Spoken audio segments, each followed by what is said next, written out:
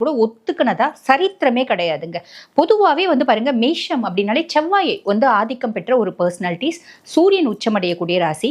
ஆக செவ்வாய் ஆதிக்கம் அப்படின்னாலே, செவ்வாயை பத்தி சொல்லணும் அப்படின்னாலே நானும் ரவுடி தான் அப்படின்ற மாதிரி ஒரு ரவுடி கிரகங்க.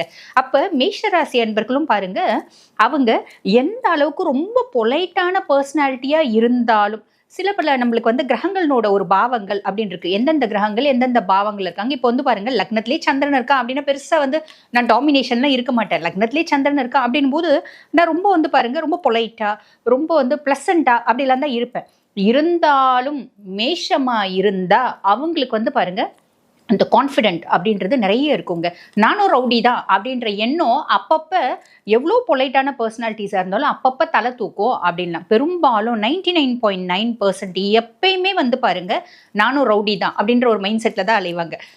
ஸோ இது வந்து பாருங்க, நம்ம இது வந்து தப்பாக சொல்றதுக்கு இல்லை.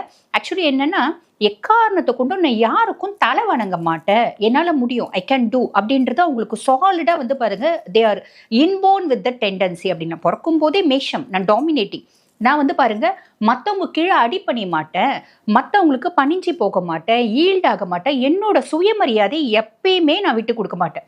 இது மேஷத்தினோட ஒரு ப்ரிடாமினண்டான கேரக்டருங்க.